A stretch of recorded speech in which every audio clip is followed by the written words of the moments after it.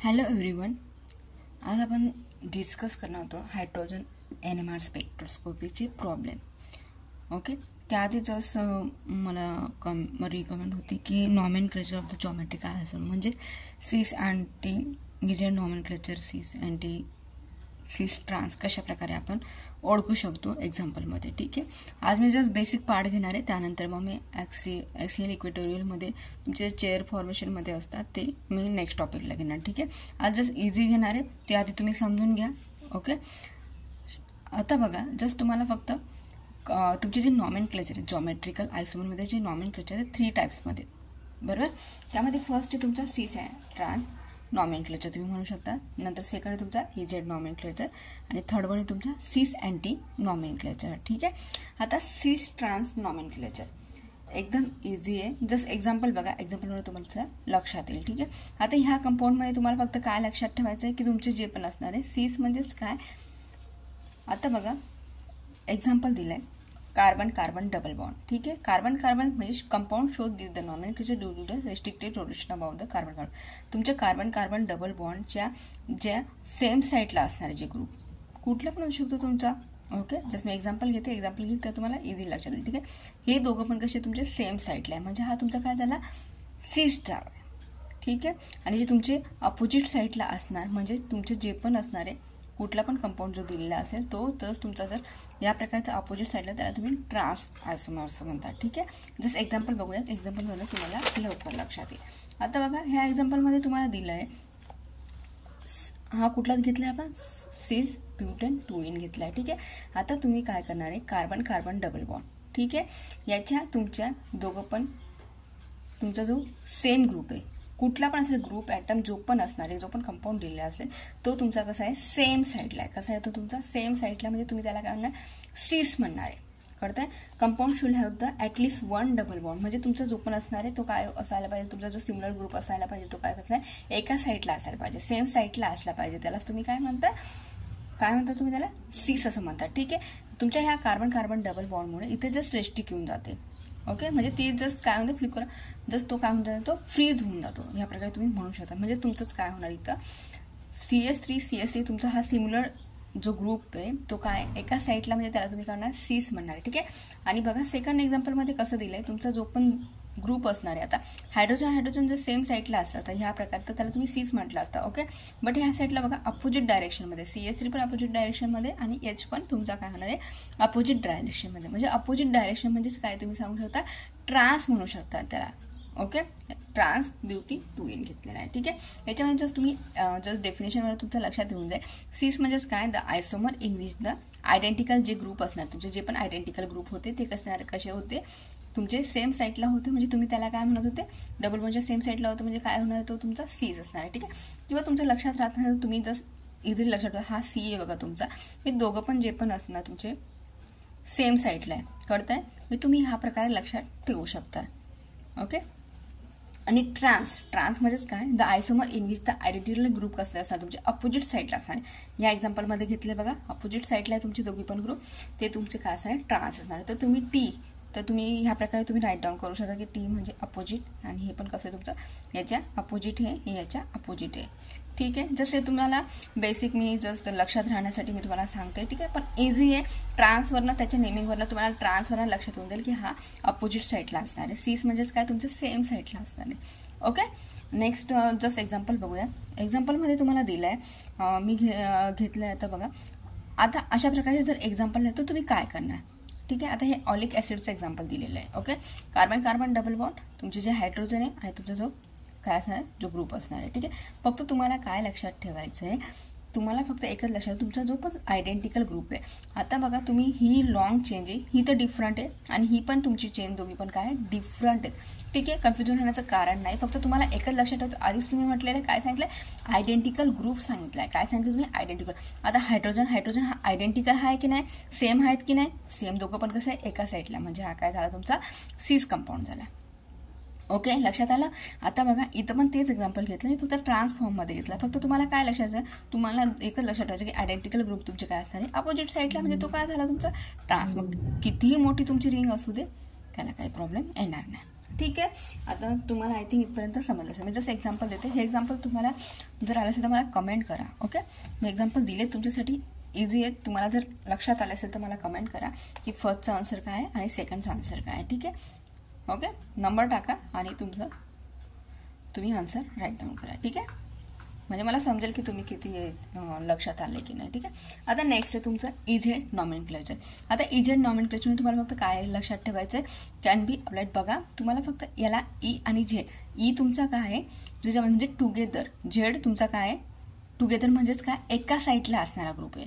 ठीक आहे. एक्झाम्पल बघणार तेव्हा इझी लक्षात. जस्ट मी थेअरी पार्ट तुम्हाला सांगते. ई म्हणजे काय, तुमचा अपोजिट साईडला असणार आहे. ठीक आहे, एवढं तुम्हाला लक्षात ठेवायचं. ओके, आता बघा, it is the base of the, कोणी केला होता तो, चान्स अँड इन्क्लूड परलूक सिस्टीमनुसार. ठीक आहे. याचे काही रूल्स आहेत.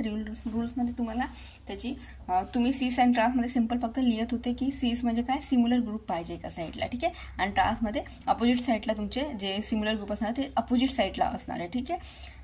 तेवढंच फक्त तुमच्या लक्षात होतं की सीस म्हणजे सेम साईडला आणि जे तुमचे ट्रान्स म्हणजे अपोजिट साईडला. ठीक आहे. आता बघा, याच्यामध्ये काय होणार आहे या रूलमध्ये, फक्त याच्यावर तुम्हाला काय इम्पॉर्टंट आहे, सगळ्यात इम्पॉर्टंट म्हणजे प्रायोरिटी. इथं प्रायोरिटी बघितली जाणार आहे. तुमचा ज्याची हायेस्ट प्रायोरिटी असणार आहे तो ग्रुप तुमचा काय असणार आहे, तो तुम्हाला नंबरिंग तिथं तुम्हाला फर्स्ट नंबर द्यायचा आहे. ठीक आहे. जस्ट एक्झाम्पल बघूयात, इझी लक्षात येईल. ठीक आहे. आता बघा, याच्यामध्ये काय सांगितलं तुम्ही, this group is the highest priority, the carbon is identified in the sequence. म्हणजे तुम्हाला नंबरिंग द्यायची. ठीक आहे. आता जस्ट तुम्ही जे पण असणार आपले जे पण ॲटॉमिक आहेत ते बघा, नायट्रोजन आहे, कार्बन आहे, ऑक्सिजन आहे, हायड्रोजन, तुम्हाला सगळ्यांना माहिती. पण तुम्हाला याच्या आधी तुमचं त्याचा ॲटॉमिक नंबर माहिती असणं गरजेचं आहे. बरोबर, म्हणजे तेव्हाच तुम्ही नंबरिंग देऊ शकता. ठीक आहे. मी हे जस्ट इन ऑर्डरमध्ये लिहिले आहे. ठीक आहे. आणि तुमचं जस्ट तुम्ही फर्स्ट प्रायोरिटी कोणाला देणार, मी जस्ट फक्त हे राईट डाऊन केलं आहे. तर तुम्ही फक्त ऑर्डरनुसार ह्या प्रकारे लिहू शकतात. बरोबर ना. ब्रोमिन तुमचा फर्स्ट येईल कारण की त्याचा 35 आहे, क्लोरीनचा 17 आहे, फ्लोरीनचा 9 आहे, ऑक्सिजनचा 8 आहे, 7 कसला आहे, नायट्रोजनचा आहे, कार्बनचा काय आहे तुमचा 6 आहे. ओके, म्हणजे तुम्ही जस्ट प्रायोरिटीनुसार तुम्ही त्याला काय केलेलं आहे, जस्ट दिलेले सिक्वेन्सनुसार. ठीक आहे. आता जस्ट एक्झाम्पल बघूया. आता बघा, हा कार्बन आहे तुमचा, नायट्रोजन, क्लोरीन, ऑक्सिजन, कुठले पण ग्रुप असू शकतात. ठीक आहे. पण तुम्ही प्रायोरिटी आधी कोणाला देणार. ठीक आहे. याच्यामध्ये आता तुम्हाला माहिती का, क्लोरीनचा किती आहे, 17 आहे, 17 आहे क्लोरीनचा, नायट्रोजनचा तुमचा किती आहे, 7 आहे. बरोबर, मग ऑक्सिजनचा किती तो 8 येतो. म्हणजे मग तुम्ही काय करणार, पहिले क्लोरीनला 17 म्हणजे हा तुम्ही फर्स्ट देणार, ऑक्सिजनचा किती 8 आहे म्हणून तुम्ही काय देणार, त्याला सेकंड नंबर देणार, नायट्रोजनचा 7 आहे म्हणून तुम्ही थर्ड नंबर देणार आणि हायड्रोजनचा 1 आहे म्हणून तुम्ही त्याला 4 नंबर देणार. म्हणजे हे कसं झालं, तुमच्या प्रायोरिटीनुसार दिलेलं आहे. तुम्ही इझी नॉमेनक्लेचरमध्ये तुम्हाला काय लक्षात ठेवायचं, प्रायोरिटी लक्षात ठेवायची. ठीक आहे. आता सपोज जर तुम्हाला जर दिलं असेल, तुम्ही म्हणणार की हा इथे इझी एक्झाम्पल झाला. ठीक आहे. आता हे अशा प्रकारचं एक्झाम्पल आहे. आता बघ, कार्बन CHO दिलेला असेल आणि CH3 दिला असेल तर याच्यामध्ये कन्फ्युजन होण्यासारखं आहे ना, नंबरिंग कोणाला देणार आधी, कळतंय ना. तर बघा, कार्बनमध्ये तुमचा हा तुम्ही कसा राईट डाऊन करतात, हा CHO या प्रकारे, अल्डिहाइड ग्रुप ह्या प्रकारे तुम्ही राईट डाऊन करतात ना. बरोबर ना. तर तुम्ही कार्बन नंतर काय लिहिता, ऑक्सिजन, ह्या प्रकारे असतो तुमचा COH ग्रुप. आता बघा, कार्बनची किती तुमची आली, आता नंबरिंग द्यायचं मी तुम्हाला जस्ट सांगते. ठीक आहे. कार्बनचा किती तुमचा 6 आहे, इथं पण कार्बनचा तुमचा 6 आहे, म्हणजे तो तुम्ही कॅन्सल करणार. ठीक आहे. म्हणजे बघा, हा कार्बन नंतर किती, इथे 3 हायड्रोजन आहे आणि इथं काय ऑक्सिजन आणि हायड्रोजन आहे. ठीक आहे. मग तुम्हाला आधी कसली नंबरिंग द्यायची आहे, जो ज्याचा हायेस्ट असणार आहे. ठीक आहे. आता बघा, तुम्ही हा CH3 जर यच मी ह्या प्रकारे लिहिते. ओके, हे 3H झाले आणि हा तुमचा काय COH या प्रकारे अल्डिहाइड ग्रुप झाला. ठीक आहे. कार्बन तर आपण जस्ट केले.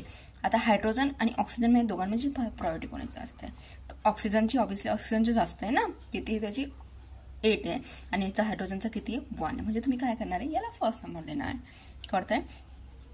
ओके, याला फर्स्ट दिला आपण, याला सेकंड दिला, नंतर ऑक्सिजनचा किती आहे 8 आहे म्हणून त्याला थर्ड दिला, नायट्रोजनचा 7 म्हणून त्याला 4 दिला.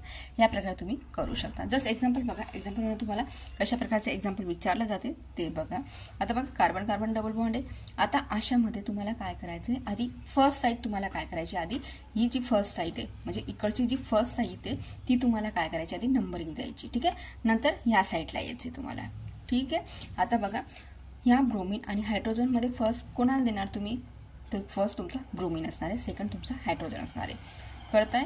तुम्ही नंबरिंग दिला फर्स्ट आणि सेकंड. ठीक आहे. आता नेक्स्ट इथं आले. आता याच्यामध्ये तुम्ही सांगा, फ्लोरीन आणि क्लोरीनमध्ये कोणाची प्रायोरिटी जास्त आहे, ऑब्विसली क्लोरीनची कारण त्याचा 17 आहे आणि फ्लोरीनचा किती आहे 9 आहे.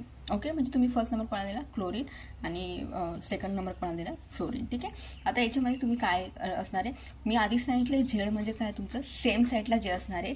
ओके, जे तुमचे प्रायोरिटीवाले ग्रुप म्हणजे जे हायस्ट प्रायोरिटीवाले ग्रुप आहे. आता बघा सेम साईडला तुमचे कसे हायस्ट प्रायोरिटीवाले ग्रुप आहे, बरोबर. म्हणजे हा तुमचा काय झाला झेड आयसोमर झाला आणि हे तुमचं सेकंड लोएस्ट प्रायोरिटीवाले. ओके, आता ई आयसोमर. ई मध्ये तुम्हाला माहिती काय सांगितलंय की ज्यांचे अपोजिट डायरेक्शनल म्हणजे ट्रान्सफॉर्ममध्ये जे असणारे अपोजिट डायरेक्शनला जे असणार त्याला तुम्ही काय ना ई आयसोमर असं म्हणणार आहे. ओके, आता बघा याच्यामध्ये पण त्याच प्रकारे करायचं आहे. याच्यामधनं फर्स्ट कुठला आला तुमचा CH3 आणि हायड्रोजनमध्ये कुठला दिलेला आहे तुमचा फर्स्ट CH3 बरोबर. कार्बनची 6 आहे, हायड्रोजनचा 1 आहे, म्हणून कार्बनला तुम्ही फर्स्ट दिला, याला सेकंड दिला, सेकंड 1. आता याच्यामध्ये चेक करा ह्या दोघांमध्ये तर कार्बनचा 6 आहे, हायड्रोजनचा 2 आहे. सॉरी, हायड्रोजनला तुम्ही 2 नंबर देणार आहे. ठीक आहे, हायड्रोजनचा 1 हायड्रोजन नंबर आहे. ठीक आहे, म्हणजे आता बघा तुमचे जे हायेस्ट प्रायोरिटीवाले ग्रुप आहेत ते कसे आहेत बघा अपोजिट साईडला येतात. हे बघा या प्रकारे हे अपोजिट साईडला येतात. ठीक आहे, आणि हे तुमचे ओके, म्हणून तुम्ही काय देणार याला ई आयसोमर म्हणणार. जे अपोजिट साईडला असतात त्यांना तुम्ही काय म्हणता ई आयसोमर म्हणता. झेड आयसोमर म्हणजेच काय जे तुमचे काय असणार आहे सेम साईडला असणार त्यांना तुम्ही करणार आहे झेड आयसोमर म्हणणार आहे. ओके, आय थिंक तुमचं हे लक्षात आलं असेल. ठीक आहे, आता लास्ट वन तुमचा सिस अँटी नॉमेनक्लेचर. ठीक आहे, या नॉमेनक्लेचर तुम्हाला काय लक्षात ठेवायचं आहे की जास्त करून तुमचा कार्बन आणि नायट्रोजनमध्ये जे डबल बॉन्ड असतात त्याच्यावरती हा सगळा तुमचं जे पण एक्झाम्पल आहे डिपेंड आहेत. कशा प्रकारे ते आपण बघूया. ओके, एक्झाम्पल बघ ना तेव्हाकडे. आता बघा सिन्स अँटी नॉमेनक्लेचरमध्ये काय होणार तुमच्याला ह्या प्रकारे तुम्हाला एक्झाम्पल दिलेलं असणार. तुम्हाला सर्वांना माहिती नायट्रोजनची व्हॅलेन्सी किती आहे 3 बरोबर ना. नायट्रोजनवर किती असतात NH3 ह्या प्रकारे असतात ना आपण करतो. आता बघा एक्झाम्पलमध्ये बघा हायड्रोजन आहे तुमचा carbon double bond nitrogen OH. ठीक आहे, आता कार्बनची आपण काय सांगितलं आधीच 3 व्हॅलेन्सी असते. आता बघा हे दोन तर याने घेतलेच बॉन्ड आणि हा एक म्हणजे एकच बॉन्ड याला जॉईंट असणार म्हणजे हे तुमचे काय झाले 3 ऑलरेडी हा काय व्हॅलेन्स आहे. ओके, याला गरज नाही आता म्हणजे इथं कुठला जुडणार आहे का नाही होणार आहे, एखादा ग्रुप कुठलाच येणार नाही. म्हणून आता बघा याच्यात तुम्हाला फक्त एवढंच लक्षात ठेवायचं आहे की जो तुमचा जर सीन म्हणजे सेम साईडला असणार त्याला तुम्ही काय म्हणणार सीन म्हणणार आहे आणि अँटी म्हणजेच काय अपोजिट साईडला. ओके, तुम्ही नेमिंगवरनं त्याचं नाव लक्षात ठेवा. यस, सीन म्हणजे काय सेम आणि अँटी म्हणजेच काय ट्रान्स. ओके, आता बघा ह्या दोघं एक्झाम्पल मी तुम्हाला दिले तर त्याच्यामध्ये सीन्स आणि अँटी कशा प्रकारे ओळखायचं ते बघूया. ठीक आहे, तुमचे जे पण ग्रुप आहेत आपण काय सांगितलं आहे आधी एक्झाम्पलमध्ये काय लक्षात ठेवायचं तुम्हाला जो तुमचा हायड्रोजन आणि जो पण तुमचा ग्रुप घेणार आहे तुम्ही कळताय जो हायड्रोजन जो पण तुमचा ग्रुप असणार आहे हा. ओके, म्हणजे जो पण सबस्टिट्यूट असणार आहे नायट्रोजनला जो पण सबस्टिट्यूट काय असणार आहे जॉईंट असणार आहे तो काय असायला पाहिजे सेम साईडला असायला पाहिजे. कळतंय, हा जो तुमचा हायड्रोजन आणि जो कुठला पण असणार आहे नायट्रोजन सोबत जो पण सबस्टिट्यूट जॉईंट असणार आहे तो कसा असायला पाहिजे सेम साईडला असायला पाहिजे. म्हणजे तुम्ही त्याला काय म्हणणार आहे सीन म्हणणार आहे. ओके, आणि जो तुमचा म्हणजे कार्बन इन द सबस्टिट्यूट म्हणजे तुम्ही काय असणार आहे हा जो कार्बनच्या जो सबस्टिट्यूट असणार आहे म्हणजे हा नायट्रोजनला जो सबस्टिट्यूट जॉईंट असणार आहे तो जर अपोजिट साईडला आहे म्हणजे हा कार्बनचा हायड्रोजन आणि नायट्रोजनचा तुमचा जो पण सबस्टिट्यूट असणार आहे तो जर अपोजिट साईडला असणार आहे तर तुम्ही त्याला काय म्हणणार आहे अँटी म्हणजे अपोजिट साईडला डायरेक्शन आहे. ठीक आहे, जस्ट एक्झाम्पल बघूयात म्हणजे इझिली लक्षात येईल तुमच्याला. ठीक आहे, मी जस्ट डेफिनेशन पण राईट डाऊन करून दिले त्याच्यासाठी. फक्त काय लक्षात ठेवायचं if the hydrogen on a carbon and substitute on the nitrogen in the same साईडला पाहिजे तुमचे नायट्रोजनचा सबस्टिट्यूट आणि हायड्रोजन कार्बनचा हायड्रोजन. ठीक आहे, हा सेम साईडला असायला पाहिजे एवढं लक्षात ठेवा. आणि अँटी म्हणजेच काय हायड्रोजन म्हणजे जो कार्बनचा हायड्रोजन असणार आहे आणि जो सबस्टिट्यूट असणार आहे नायट्रोजन तो कसा असायला पाहिजे अपोजिट साईडला त्याला तुम्ही काय म्हणणार अँटी म्हणणार. ठीक आहे, आता बघा तुमचा हा हायड्रोजन कार्बनचा हायड्रोजन आणि नायट्रोजनचा ऑक्सिजन तुमचे कसे दोघी पण डिफरंट साईडला म्हणजे तुम्ही त्याला काय म्हणणार अँटी म्हणणार आहे. ओके, मग इथं कुठला पण ग्रुप किती पण असो कसा पण असो तो ग्रुप जॉईंट असू द्या त्याची प्रायोरिटी हायस्ट असू द्या व्हॉट एव्हर जे काय असणार आहे ते पण तुमचा रूल काय म्हणतो इथे सीन्स अँड अँटीमध्ये तुम्हाला एकच लक्षात ठेवायचं आहे की तुमचा हा हायड्रोजन आणि हा जर अपोजिट साईडला असणार आहे तर त्याला तुम्ही अँटी म्हणणार आणि जर तुमचा हा काय असणार आहे सेम साईडला असणार आहे तुम्ही त्याला काय म्हणणार सीन म्हणजे काय सेम असणार आहे. ओके, जस्ट मी तुम्हाला पूर्ण ओव्हरलुक करून देते म्हणजे तुम्हाला इझिली लक्षात येईल. तुम्हाला फक्त सीस अँड ट्रान्समध्ये जे तुमचं होतं सीस अँड ट्रान्स त्याच्यामध्ये तुम्हाला काय लक्षात ठेवायचं सीस म्हणजे तुमचा दोघी पण काय असणार तुमच्या सेम साईडला असणार जो पण ग्रुप असणार आहे तुमचा काय असणार आहे आता व्हॉट एव्हर जो काय असू शकतो CH3 घेतला इथं पण CH3 घेतला इथं हायड्रोजन हे तुमचे कसे आहेत सेम साईडला आहे म्हणजे नंबरिंग पण दिली तुम्ही. ओके, तर हे तुमचं काय झालं सीस झालं. ठीक आहे, ट्रान्स म्हणजेच काय अपोजिट साईडला असणार आहे. ठीक आहे, ट्रान्स म्हणजे तुमचा अपोजिट साईडला असणार आहे. T for trans. मी अपोजिट आधीच बोललेली, अपोजिट. इथं पण काय असणार अपोजिट. जस्ट एक्झाम्पल घ्या, हेच एक्झाम्पल घेऊया किंवा कोणतंही घ्या तुम्ही, इट्स ओके. त्याच्यामध्ये अपोजिट साईडला काय असणार आहे, तुमचे कुठलं तरी ग्रुप असणार आहे. मग आता मी इथं तिथे C2H5 दिला, इथं हायड्रोजन दिलं, इथं हायड्रोजन आहे, इथं पण तुमचा C2H5. हे कसे दोघी पण तुमचे जे पण ग्रुप असणार, हा पण कसा आहे तुमचा अपोजिट साईडला आहे. म्हणजे तुम्ही याला काय म्हणणार आहे, अपोजिट म्हणजेच काय, हा तुमचा काय असणार आहे, ट्रान्स असणार आहे. ठीक आहे, सेम साईडला असणार ते C, अपोजिट साईडला असणार ते ट्रान्स. ओके. नेक्स्ट होता आपला कुठला होता, EZ होता ना, बरोबर.